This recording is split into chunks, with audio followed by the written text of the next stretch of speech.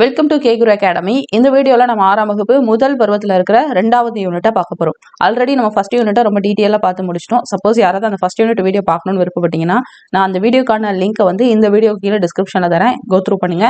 And நம்ம first யூனிட்டுக்கு 1 லைனரும் complete பண்ணியிருக்கோம், அதையுமே நீங்கள் யூஸ் பண்ணிக்கலாம். சரியா? ஸோ இப்போ செகண்ட் யூனிட்டை நம்ம பார்க்க போகிறோம். ஸோ ஃபர்ஸ்ட் ஏன் ஸ்கூல் புக்கு இவ்வளோ இம்பார்ட்டன்ஸ் கொடுக்குறோம்னா, தமிழை பொறுத்த வரைக்கும் நமக்கு நியூ சிலபஸில் ஸ்கூல் புக்கில் இருந்து கொஷின்ஸ் கட்டாயம் வரும். ஸோ என்னதான் அவுட் சோர்ஸ்ல இருந்து கொஷின்ஸ் வந்தாலும் நம்ம கையில் இருக்கிற மெட்டீரியல்ல இருந்து கேட்கக்கூடிய கொஷின்ஸ் ஃபர்ஸ்ட் நீங்க தரவு பண்ணிக்கோங்க, அதுக்கப்புறமா அவுட் சோர்ஸ் படிங்க. ஓகேவா?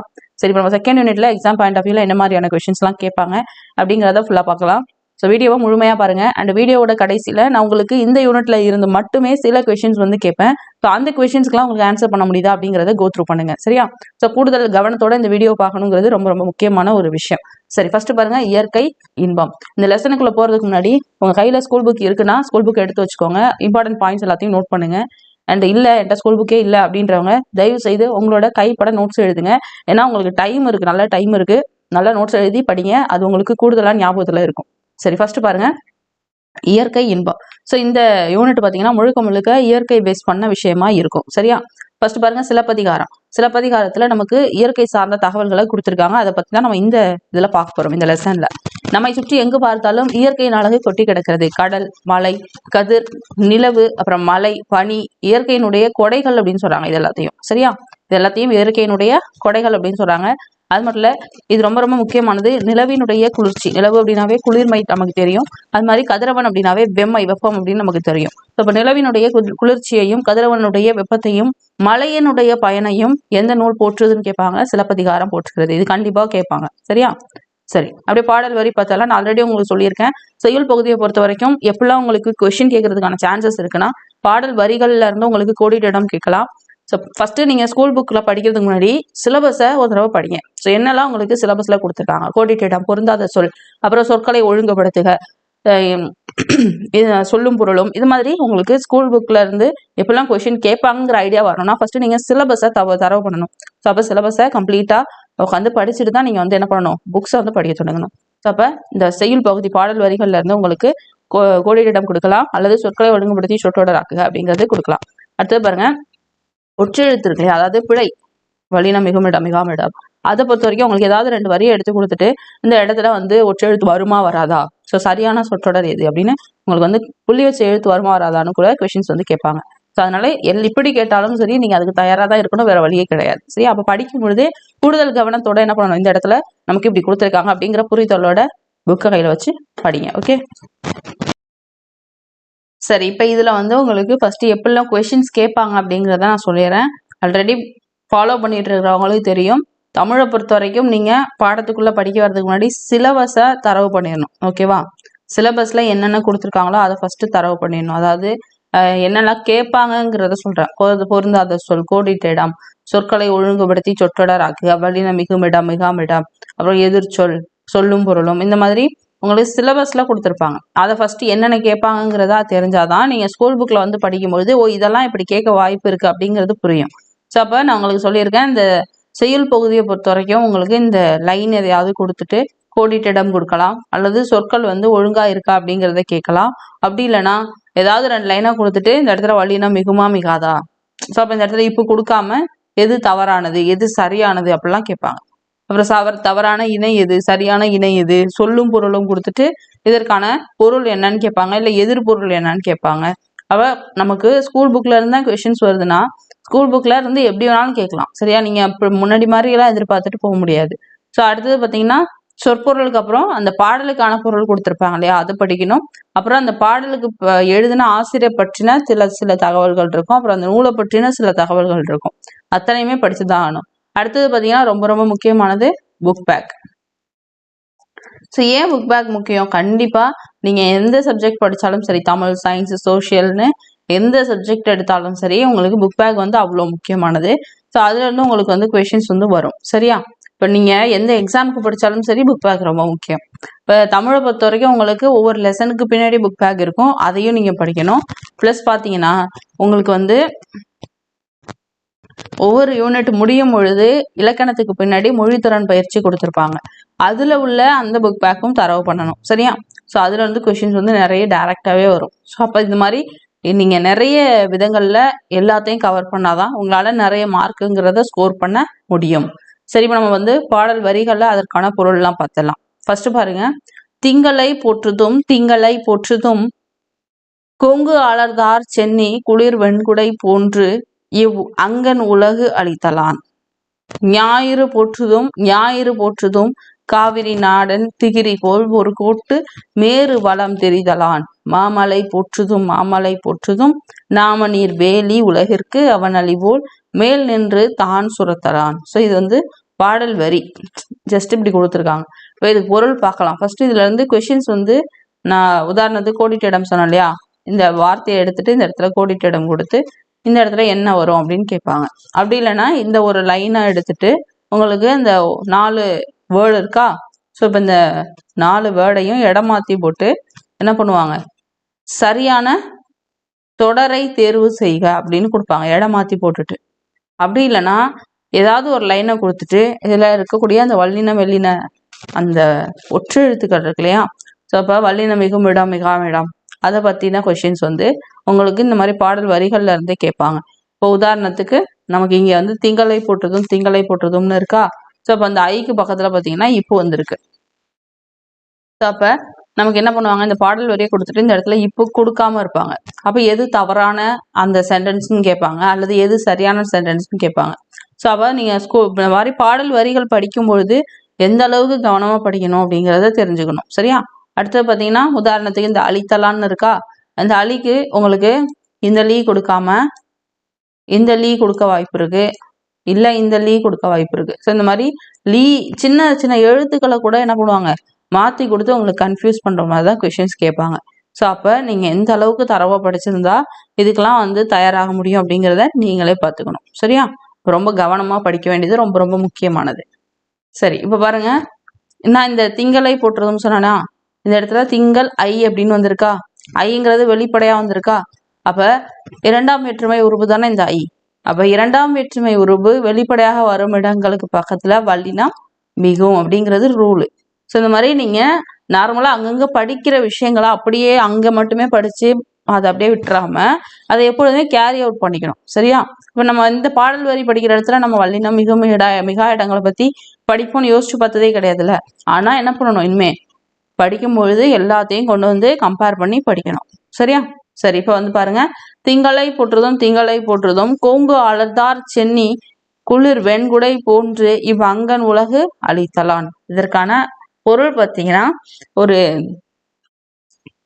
திங்கள் அப்படிங்கும் பொழுது இங்க யாரை மென்ஷன் பண்றாங்க அப்படின்னா உங்களுக்கு நிலவை மென்ஷன் பண்றாங்க. சரியா? அப்ப இந்த குளிர் அப்படின்னும் போது குளிர்ச்சி அப்படின்னு சொல்றோம் இல்லையா, ஸோ அப்ப அந்த இடத்துல நமக்கு என்ன சொல்றாங்க, அந்த நிலவை மென்ஷன் பண்றாங்க, நிலவோட கம்பேர் பண்றாங்க அப்படின்னு சொல்லலாம். இப்போ ஒரு நமக்கு ஆத்திமலர் மாலை அணிந்தவன் யார் அப்படின்னு கேட்டா சோழ மன்னன். ஸோ அவனுடைய அந்த வெங்கொற்ற குடை இருக்கு இல்லையா, ஸோ அது வந்து அவ்வளவு குளிர்ச்சி பொருந்தியது அப்படிங்கிறது தான் அதனுடைய பொருள். ஸோ அப்போ குளிர்ந்த அந்த வெண்குடை வந்து நிலவ மாதிரி ரொம்ப குளிர்ச்சியானது அப்படின்னு சொல்றாங்க. சரியா? அடுத்து ஞாயிறு போற்றுதும் காவிரி நாடன் திகிரி போல் பொறுக்கோட்டு மேறு வளம் திரிதலான். அப்படின்னா ஃபர்ஸ்ட் ஞாயிறுனா என்னன்னு தெரியணும். ஞாயிறு அப்படிங்கிறது வந்து சூரியன், கதிரவன் அப்படின்னு நம்ம சொல்லலாம்.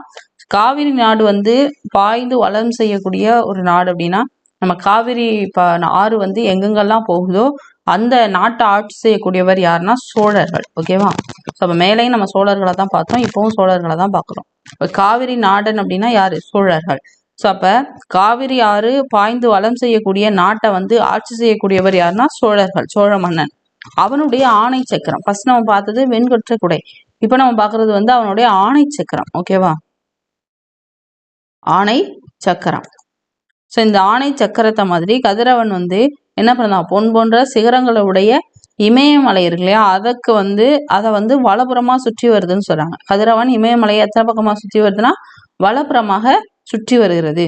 ஸோ அப்ப அதனால நம்ம கதிரவனை போற்றணும் அப்படின்னு சொல்றாங்க. இப்போ கதிரவனை ஆணை சக்கரத்துக்கு கம்பேர் பண்றாங்க, நிலவை வெண்கொற்ற குடைக்கு கம்பேர் பண்ணாங்க. சரியா?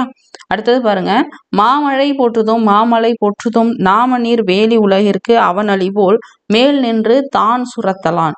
சுரத்தலான்லாம் பார்த்துக்கணும் எந்த ரா வருது அப்படின்னு. சரியா? அச்சம் தரக்கூடிய கடலை எல்லையாக கொண்ட உலகிற்கு மன்னன் வந்து அருள் செய்யறான். அப்ப அச்சம் தரக்கூடிய எல்லைன்னா என்ன? நம்ம உதாரணத்துக்கு இப்ப சோழர்களுடைய பகுதிகள் பார்த்தீங்கன்னா உங்களுக்கு கடல் பகுதிகள் உண்டு. கரெக்டா? அந்த கடல் சார்ந்த மாவட்டங்களை சோழர்கள் ஆட்சி செஞ்சிருக்காங்க. அப்படி பார்க்கும்போது அச்சம் தரும் கடலை எல்லையா கொண்டு உலகிற்கு வந்து அந்த மன்னன் வந்து அருள் செய்யறான் அப்படின்னு சொல்றாங்க. அது மாதிரி மழை என்ன பண்ணுது அப்படின்னா வானிலிருந்து பொழிந்து மக்களை வந்து காக்குது அப்படின்னு சொல்றாங்க. மழை என்ன பண்ணுது? வானிலிருந்து மழையை பொழிந்து மக்களுக்கு காக்குது. எப்படி மழை பெய்யறதுனால மக்களை காக்குது அப்படின்னா மழை பெய்யறதுனால தான் நம்ம வேளாண்மை செய்யறோம். ஸோ பயிர் விளைவிக்கிறோம், அந்த உணவுப் பொருட்களை சாப்பிட்றோம், உயிர் வாழ்றோம். கரெக்டா? ஸோ அதனால மழையையும் போற்றணும் அப்படின்னு சொல்றாங்க. அப்ப மூன்றுமே எங்க இருக்கு? வானத்துல இருக்கக்கூடியதுதான். ஃபர்ஸ்ட் நிலவை வந்து வெண்கற்ற குடை கம்பேர் பண்றாங்க. ஞாயிறு கதிரவனை வந்து உங்களுக்கு ஆணை சக்கரத்தை கம்பேர் பண்றாங்க. அடுத்தது பாத்தீங்கன்னா நம்மளுடைய மலையை வந்து என்ன பண்றாங்க? கடல் எல்லை பகுதிகளுக்கு கம்பேர் பண்றாங்க. சரியா? ஸோ மேல பார்த்த அதுதான் பாடல் வரி. இந்த பாடல் வரியோட ஆசிரியர் வந்து இளங்கோவடிகள். ஏன்னா சிலப்பதிகாரம் அப்படிங்கிறதுனால இளங்கோவடிகள் வருவாங்க. ஓகேவா? ஸோ இப்போ மேலே பார்த்தா அந்த பாடல் வரியை தான் கொஞ்சம் எளிமைப்படுத்தி இந்த இடத்துல கொடுத்துருப்பாங்க. இது அந்த அளவுக்கு முக்கியம் இல்லை, சும்மா ரீட் பண்ணிட்டா போதும்.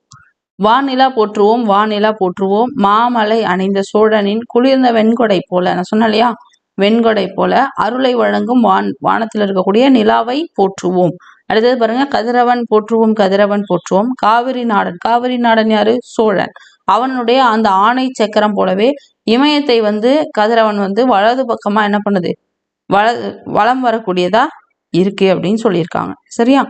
அடுத்தது பாருங்க, வான்மழை போற்றுவோம், வான்மழை போற்றுவோம், கடல் சூழ் உலகுக்கு அருளை பொழியும் மன்னன் போல் முகில்னா மேகம், முகில் வழி சுரக்கும் வானத்தில் இருக்கக்கூடிய மலையை போற்றுவோம் அப்படின்னு கொடுத்துருக்காங்க.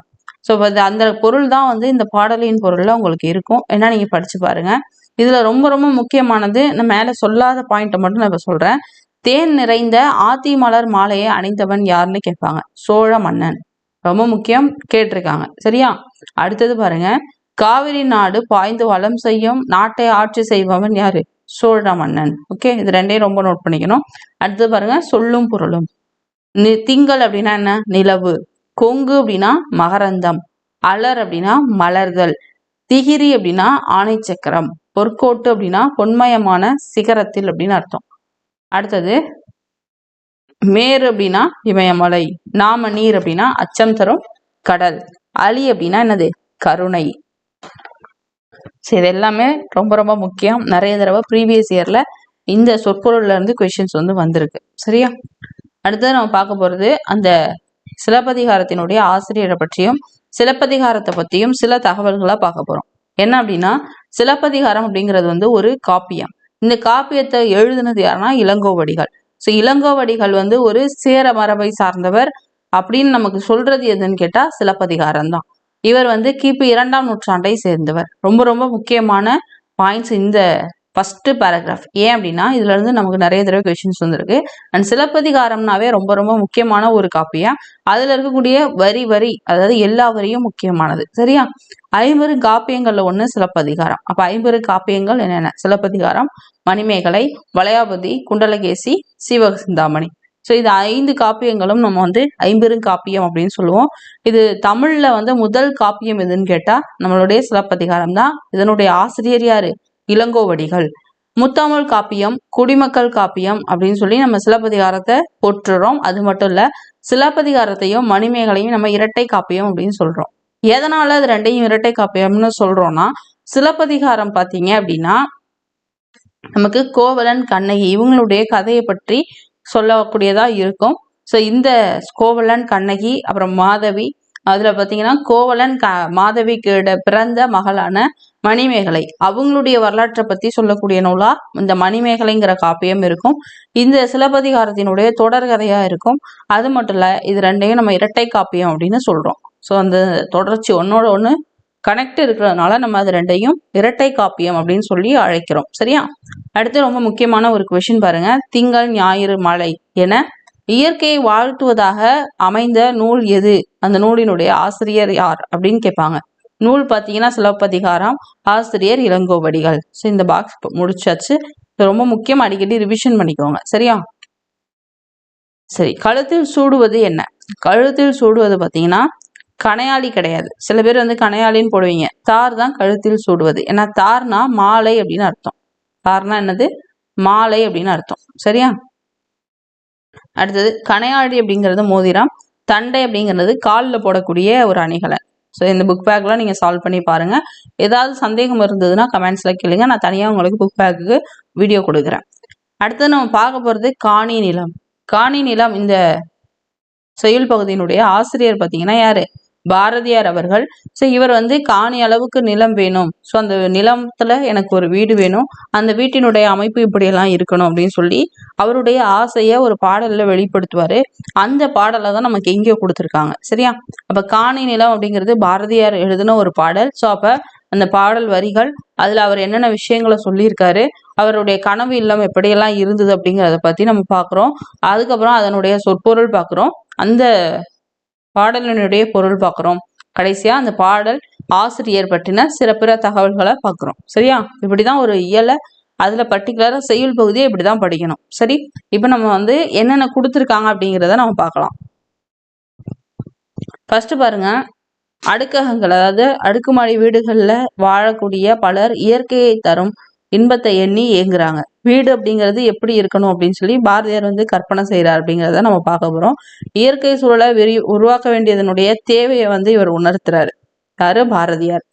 இயற்கையை பல வகைகளிலும் போற்றிடும் பாரதியினுடைய கனவு இல்லத்தை பத்தி நம்ம பார்க்க போறோம். இப்ப பாரதியினுடைய கனவு இல்லத்தை பத்தி எந்த நூல்ல சொல்லியிருக்காருன்னு கேட்டா காணி நிலம் பாடல்ல சொல்லியிருக்காரு அப்படின்னு நம்ம சொல்லிடலாம். சரி, இப்ப நம்ம பாடலுடைய வரிகளை பார்த்துட்டு அதனுடைய பொருளையும் பார்த்துடலாம். ஃபர்ஸ்ட் பாருங்க, காணி நிலம் வேண்டும். காணி அப்படிங்கிறது நில அளவு குறிக்கக்கூடிய ஒரு சொல். சரியா? அப்ப காணி நிலம் வேண்டும்னா காணி அளவு என்ன பண்ணணும்? நிலம் வேணும் அப்படின்னு சொல்றாரு. பராசக்தி காணி நிலம் வேண்டும், அங்கு தூணில் அழகியதாய், தூண்ல வந்து அழகா, நன் மாடங்கள் தூய நிறத்தினதாய், அதாவது மாடங்கள் வந்து தூய நிறமுடைய மாடங்கள் வந்து அந்த தூண்ல வந்து இருக்கணும் அப்படின்னு சொல்றாரு. சரியா? அந்த காணி நிலத்தின் இடையே ஒரு மாளிகை கட்டி தர வேண்டும். அந்த காணி நிலத்துல, இதுதான் காணி நிலம் பார்த்துக்கோங்க. ஸோ அதுல ஒரு அழகா ஒரு மாளிகை கட்டி தரணும் அப்படின்னு சொல்றாரு. தூண்கள் தூய நிறத்துல இருக்கணும் அப்படின்னு சொல்றாரு. சரியா? அங்க கேணி அருகினிலே, கேணி பக்கத்துல இருக்கணும்னு சொல்றாரு. அதான் கேணி அருகினிலே தென்னை மரம் கீர்ச்சி இளநீரும் 10, 12 தென்னை மரம் பக்கத்திலே இருக்கணும் அப்படின்னு சொல்றாரு. அப்ப இதுக்கு பக்கத்துல 10, 12 தென்னை மரம் கேட்கிறாரு. சரியா? நீங்க புக்ல இப்படியே கூட போட்டு வச்சுக்கலாம், 10, 12 அப்படின்னு. இப்போ தென்னை மரம் எத்தனை கேட்டாருன்னா 10 to 12. அப்ப இதெல்லாம் அவர் கேட்கிறாரு. அவருடைய இப்ப இனிமே பாரதியாருடைய கனவு இல்லம் அப்படின்னா உங்களுக்கு இதெல்லாம் ஞாபகம் வரணும். சரியா? அப்போ ஒரு கேணி இருக்கு, தென்னை மரம் பக்கத்துல இருக்கு, 10, 12 கேட்கிறாரு. அடுத்தது பாருங்க, நல்ல முத்துச்சுடர் போலே நிலா ஒளி முன்பு வர வேண்டும். அப்ப இந்த இடத்துல ஒரு நிலா இருக்கா, நிலா ஒளி முன்பு வரணும். அங்கு கத்தும் குயில் ஓசை, குயில் நமக்கு இங்க இமேஜ்ல கொடுக்கல, ஆனால் நீங்க வேணா வரைஞ்சு வச்சுக்கலாம். குயில் ஓசை சற்றே வந்து காதில் பட வேண்டும். என்றன் சித்தம், சித்தம்னா உள்ளம், ஓகேவா? சித்தம் மகிழ்ந்திடவே நன்றாய் இளம் தென்றல் வர வேண்டும். தென்றல்னா காற்று, இளம் தென்றல்னா இளம் காற்று. சரியா?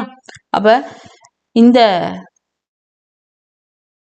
அத்தனை விஷயங்களும் என்னுடைய அந்த காணி நிலத்துல இருக்கணும் அப்படின்னு சொல்லி அவர் சொல்றாரு. சரி, இப்ப என்னென்ன விஷயங்கள் அவர் சொல்றாருன்னு அப்படின்னு ஆர்டரா சொல்றேன், அப்படியே இமேஜின் பண்ணிக்கோங்க.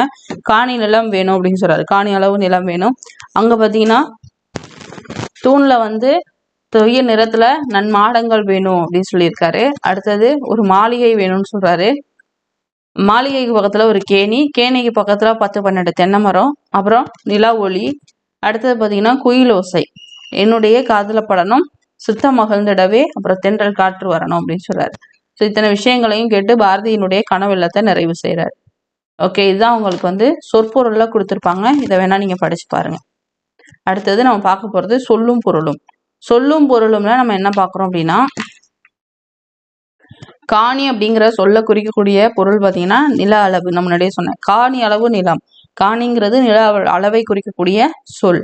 அடுத்தது மாடங்கள், மாளிகையினுடைய அடுக்குகள். சித்தம் அப்படின்னா உள்ளம். சித்தம்னா என்னது? உள்ளம். நெக்ஸ்ட் நம்ம பார்க்க போறது, நான் சொன்ன மாதிரி அந்த பாடல் பற்றியும் அந்த பாடல் எழுதின ஆசிரியரை பற்றியும் பிற தகவல்களை பார்க்குறோம். நூல்வெளி. 20ஆம் நூற்றாண்டினுடைய இணையற்ற கவிஞர் யாருன்னா பாரதியார்.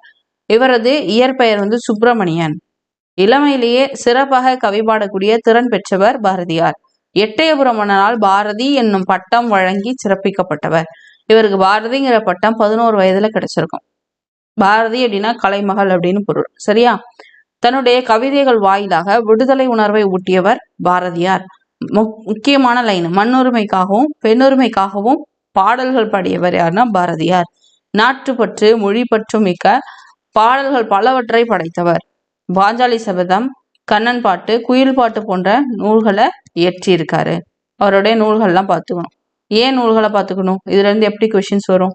நூல்களை பொறுத்த வரைக்கும் உங்களுக்கு ஒரு 4 நூல்கள் கொடுத்துட்டு 3 நூல் அவருடையதா இருக்கும், ஒன்னே ஒன்று மிஸ் மேட்சா இருக்கும். அதுல பொருந்தாதது எது அப்படின்னு கேட்பாங்க. இப்படிதான் கொஷின்ஸ் வந்து வரும். அதுக்கு தகுந்த மாதிரி தான் நீங்க உங்களை தயார்படுத்திக்கணும். அடுத்தது பாரதியார் கவிதைகள் அப்படிங்கிற தொகுப்புல நமக்கு இந்த காணி நிலம் அப்படிங்கிற இந்த பாடலை வந்து கொடுத்துருக்காங்க. ஓகே, ஸோ இதுல நம்ம பார்த்த வரைக்கும் எல்லா தகவலும் உங்களுக்கு புரிஞ்சிருக்கும்னு நம்புறேன். ஸோ இதுல ஏதாவது சந்தேகம் இருக்குன்னா கமெண்ட்ஸ்ல சொல்லுங்க, கண்டிப்பா நான் அதை உங்களுக்கு தெளிவுபடுத்துறேன். சரியா? இது மாதிரி ஸ்கூல் புக்லேயே பொறுத்துக்கள்லாம் கொடுத்துருக்காங்கன்னா அதெல்லாம் தரவா பார்த்துக்கோங்க. டைரக்டா அப்படியே கூட கேட்கறதுக்கான வாய்ப்புகள் ரொம்ப ரொம்ப அதிகம். ஓகே, நெக்ஸ்ட் நம்ம பார்க்க போறது பார்த்தீங்கன்னா சிறகின் ஓசை. ஸோ இதில் பார்த்தீங்கன்னா நம்ம இந்த யூனிட் ஸ்டார்ட் பண்ணும் போதே சொல்லியிருந்தோம், முழுக்க முழுக்க இயற்கையை பற்றின விஷயமா தான் இந்த யூனிட் இருக்கும் அப்படின்னு சொல்லிட்டு. அதன்படி இயற்கையின் ஓசையில் சிறகின் ஓசையில் நமக்கு என்ன கொடுத்துருக்காங்கன்னா சிறகு, அதாவது சிட்டுக்குருவிகளை பற்றியும் அதனுடைய அமைப்பு, அதனுடைய வாழ்நாள் காலம், அது எப்படிலாம் வந்து ஒரு இடத்துல இருந்து இன்னொரு இடத்துக்கு போகுது, அது உடல்ல ஏற்படக்கூடிய மாற்றங்கள், அப்புறம் பார்த்தீங்கன்னா யாரெல்லாம் இந்த இம்பார்ட்டன்ஸ் கொடுத்து இந்த சிட்டுக்குருவிகளை பற்றி பாடல்கள் பாடியிருக்காங்க, பறவைகளை பற்றி, அப்புறம் சில முக்கியமான பறவைகளை பற்றினா பிற தகவல்கள், இது எல்லாமே இந்த யூனிட்ல இந்த லெசன்ல இருக்கும். ஸோ அதனால இந்த லெசனை ரொம்ப தரவாக படிச்சுக்கோங்க. கண்டிப்பாக இதுல இருந்து கொஷின்ஸ் வந்து இதுவரை கேட்டிருக்காங்க, இனியும் கேட்பாங்க. சரியா? மனிதர்கள் பொருட்கள் தேடுவதற்காக வேறு ஊர்களுக்கு செல்கின்றனர். பொருள்னா என்ன? பணம், அந்த மீனிங்லாம் எடுத்துக்கலாம். சிலர் திரும்புகின்றனர், சிலர் அங்கேயே தங்குகின்றனர், சிலர் என்ன பண்றாங்க, வேலை நிமித்தமாக அங்கேயே இருந்துடுறாங்க, சிலர் என்ன பண்றாங்க, திரும்ப ரிட்டர்ன் வந்துடுவாங்க. மனிதர்களைப் போலவே பறவைகளும் வேறு இடங்களுக்கு, நாடுகளுக்கு செல்கின்றன. பறவைகள் போகாத நாடுகளே இல்லை, எல்லா நாடுகளுக்கும் பறவைகள் போகுது. ஸோ இந்த மலைகள் இவங்களுக்கு வந்து நாடு மட்டும் கிடையாது, எல்லா மலைகளுக்கும் போயிருக்கு, எல்லா நீர்நிலைகளுக்கும் போயிருக்கு. பறவைகளோடு நம்ம வந்து நிறைய விஷயங்களை தெரிஞ்சுக்கலாம் அப்படின்ற மாதிரி சொல்றாங்க. ஸோ அந்த அளவுக்கு அந்த பாக்ஸ்ல வேற ஒன்றும் முக்கியமானது இல்லை, ஜஸ்ட் ரீட் மட்டும் பண்ணிக்கோங்க. சரியா? இந்த லெசன்ல முக்கியமான பாயிண்ட்ஸ் மட்டும் நான் சொல்றேன், அதை மட்டும் நீங்க நோட் பண்ணிட்டு அடிக்கடி ரிவிஷன் பண்ணுங்க. கண்டிப்பா இந்த லெசன்ல இருந்து என்ன கொஸ்டின் கேட்டாலும் உங்களால ஆன்சர் பண்ண முடியும். சரியா? பறவைகள் வந்து கண்டம் விட்டு கண்டம் பறக்குது. நம்ம ஆல்ரெடி பார்த்துருக்கோம். மொத்தம் நம்ம ஜிஎஸ் படிக்கும், அதாவது ஜியாகிரபி படிக்கும்போது நம்ம பார்த்துருக்கோம், நிலப்பரப்பு பெருங்கடல்களும், அந்த லெசன்ல எத்தனை கண்டங்கள் இருக்கு, எத்தனை கடல்கள் இருக்குன்னு. ஸோ அந்த வீடியோ பார்த்துருந்தீங்கன்னா தெரியும் எத்தனை கண்டங்கள் இருக்கு அப்படின்னு சொல்லிட்டு. பறவைகள் வந்து ஒரு கண்டத்துல இருந்து மற்றொரு கண்டத்துக்கு கண்டம் விட்டு கண்டம் பறக்குது அப்படின்னு சொல்றாங்க. சரியா? அவை பெருங்கடல்களையும் மலைகளையும் கடந்து போகுது, குறிப்பிட்ட காலத்துக்கு பிறகு புறப்பட்ட இடத்துக்கே வந்து சேருது. இவ்வாறு பறவைகள் இடம்பெயர்றத நம்ம என்னன்னு சொல்றோம் அப்படின்னா வலசை போதல் அப்படின்னு சொல்றோம். என்னன்னு சொல்றோம்? வலசை போதல். ரொம்ப முக்கியமானது. ஒரு இடத்துல இருந்து இன்னொரு இடத்துக்கு பறவைகள் போயிட்டு வரத நம்ம வலசை போதல் அப்படின்னு சொல்றோம். ஸோ எந்த மாதிரியான பறவைகள் அதிக அளவு வலசை போகுதுன்னு கேட்டா நீர்வாழ் பறவைகள். ஏன்னா அதுங்களுக்கு அந்த கடல், அந்த தண்ணி, அந்த லாங் டிராவல் இதெல்லாம் வந்து பழக்கப்பட்ட ஒரு விஷயமா இருக்கும். அதனால இந்த நீர்வாழ் பறவைகள் அதிக அளவுல வலசை போகுது அப்படின்னு சொல்றோம். அடுத்தது உணவு, இருப்பிடம். அது உணவு தேவை, அப்புறம் அதனுடைய இருப்பிட தேவை, அப்புறம் வெதர் சேஞ்ச், கிளைமேட்லாம் சேஞ்ச் ஆகுது இல்லையா, தட்பவெப்ப நிலை மாற்றம், அப்புறம் அதனுடைய இனப்பெருக்கம். இந்த மாதிரியான தேவைகளுக்காக பறவைகள் வந்து ஒரு இடத்துல இருந்து இன்னொரு இடத்துக்கு இடம்பெயருது. அடுத்து பாருங்க, எதன் அடிப்படையில இடம்பெயருது? பறவைகள் இடம்பெயருது ஓகே, சும்மா டைரக்டா அதுக்கு வந்து ரூட் தெரியுமா, அது கூகுள் மேப்பை யூஸ் பண்ணுது. ஸோ அப்படி பார்க்கும்போது நிலவு, விண்மீன், அப்புறம் புவியீர்ப்பினுடைய புலம், அதாவது புவியீர்ப்பு புலம், கிராவிடேஷன் சொல்லுவோம் இல்லையா. ஸோ இந்த விஷயங்கள்லாம் அடிப்படையாக வச்சுதான் பறவைகள் வந்து ஒரு இடத்துல இருந்து இன்னொரு இடத்துக்கு போகுது. பொதுவாக பறவைகள் வந்து, இது ரொம்ப முக்கியமானது, நோட் பண்ணிக்கோங்க, வடக்கிலிருந்து தெற்காகவும் மேற்கிலிருந்து கிழக்கு. ஸோ இப்போ வடக்கு தெற்கு, கிழக்கு மேற்குன்னு நம்ம படிச்சிருப்போம். ஆனால் இந்த இடத்துல ட்விஸ்டே இதுதான், மேற்கிலிருந்து கிழக்காகவும் என்ன பண்ணுது, வலசை போகுது. பறவைகள் வந்து தங்களுக்கென ஒரு வழித்தடத்தை தேர்ந்தெடுத்து அந்த பாதையிலேயே பயணிக்குது. ஸோ அப்போ அந்த வழித்தடத்தை மாத்தாம அதே பாதையில பயணிக்குது அப்படின்னு சொல்றாங்க. சில பறவைகள் வந்து என்ன பண்ணுது, அதே பாதை போன பாதையிலேயே அதனுடைய ஓன் பிளேஸ் இருக்கும் இல்லையா? இப்போ உதாரணத்துக்கு நம்ம தமிழ்நாட்டில் இருக்கக்கூடிய ஒரு பறவை இன்னொரு நாட்டுக்கு போகுதுன்னா திரும்ப எந்த பாதையில போணுச்சோ அதே பாதையில திரும்ப நம்ம இடத்துக்கே வந்துடும். சில பறவை என்ன பண்ணும்னா போறதுக்கு ஒரு பாதை, வர்றதுக்கு ஒரு பாதைன்னு அந்த பாதைகளை மாற்றி பயன்படுத்தும். ஸோ அதுதான் இந்த இடத்துல கொடுத்துருக்காங்க. சரியா? பயணம் செய்யும் பொழுது சில வகை பறவைகள் வந்து என்ன பண்ணும் அப்படின்னா இறை அப்புறம் அதனுடைய ஓய்வு, இந்த 2 காரணத்துக்காக நமக்கு வந்து தரையிறங்கும். சில பறவைகள் பார்த்தீங்கன்னா நிற்காம பறந்து அதனுடைய வாழிடத்துக்கு சேரக்கூடிய பறவைகளும் உண்டு. இந்த வலசையின் பொழுது, அதாவது ஒரு இடத்துல இருந்து இன்னொரு இடத்துக்கு பறவைகள் போகும்பொழுது அதனுடைய உடல்ல பார்த்தீங்கன்னா சில மாற்றங்கள் வந்து ஏற்படும். அது என்னென்னு நம்ம பார்க்க போறோம். ஃபர்ஸ்ட் பாருங்க, தலையில வந்து சிறகு வளருமா, அதனுடைய தலையில சிறகு வளரும். அடுத்தது இறகுகளினுடைய நிறம் வந்து மாறும், அதாவது அதோட ரெக்க இருக்கு இல்லையா, அதனுடைய நிறம் வந்து மாறும். உடல்ல வந்து கற்றையாக முடி வளருது அப்படின்னா சின்ன சின்னதா முடி வந்து அங்கங்க வளரும். ஸோ இந்த மாற்றங்கள்லாம் எந்த அளவுக்கு நடக்கும் பார்த்தீங்கன்னா, ஒரு பறவை வந்து வேறொரு பறவையா உருமாறுற அளவுக்கு, அதோட தோற்றத்துல அந்த அளவுக்கு மாற்றங்கள் வந்து ஏற்படலாம் அப்படின்னு சொல்றாங்க. இப்ப முக்கியமான ஒரு பாக்ஸ் கொஸ்டின், கப்பல் பறவையை பத்தி பார்க்க போறோம். சிறகடிக்காம, அதாவது ஒரு அந்த சிறகை வந்து ஒரே பொசிஷன்லயே வச்சுட்டு கடல் இருக்கு இல்லையா, ஸோ அந்த கடலை தாண்டி பறக்கிற அளவுக்கு ஒரு கேப்பபிலிட்டி உள்ளது இந்த கப்பல் பறவை. அதனாலதான் இதை நம்ம கப்பல் பறவை அப்படின்னே சொல்றோம். ஏன்னா கப்பல் மாதிரி கடலை வந்து கடந்து போகும். அதுவும் பாத்தீங்கன்னா அதனுடைய ரெக்கையை வந்து அடிக்காம, சிறகடிக்காமல் கடலை தாண்டி பறக்கக்கூடிய பறவை. இதனுடைய ஆங்கில வார்த்தை இருக்கு இல்லையா, ஸோ அதையும் கண்டிப்பா பாத்துக்கணும். ஃபெரிகேட் பேர்ட் அப்படிங்கிறது. சப்போஸ் உங்களுக்கு இதை தங்கிலீஷ்ல கொடுத்து கூட கேட்பாங்க. இது வந்து என்ன பண்ணும் அப்படின்னா தரை இறங்காம 400 கிலோமீட்டர் வரைக்கும் பயணம் செய்யும் அப்படின்னு சொல்றாங்க. எவ்வளவு? 400 கிலோமீட்டர் வரை பறக்கக்கூடியது. இதை நம்ம கப்பல் கூளைக்கடா, கடற்கொள்ளை பறவை அப்படின்னு சொல்லி வேறு பெயர்களாலையும் அழைக்கிறோம். அப்ப கப்பல் பறவை அப்படின்னா அது நம்ம கப்பல் கூளைக்கடானும் சொல்லலாம், கடற்கொள்ளை பறவை அப்படின்னு சொல்லலாம். இது 400 கிலோமீட்டர் வரை தரை இறங்காமல் பறக்கக்கூடியது.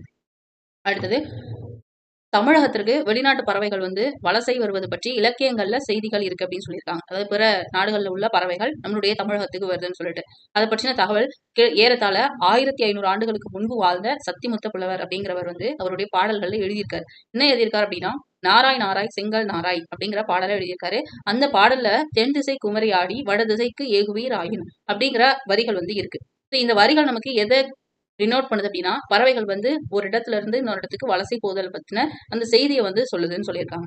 அப்ப அந்த சத்தியமுத்த புலவர் வந்து என்ன சொல்லியிருக்காரு, நாராய் நாராய் செங்கல் நாராய் தென் திசை குமரியாடி வட திசைக்கு ஏகுவீர் ஆயின் அப்படிங்கிற இந்த 2 வரையும் பார்த்துக்கணும். எத்தனை ஆண்டுகளுக்கு முன்புங்கிறதையும் பார்த்துக்கணும். ஓகேவா?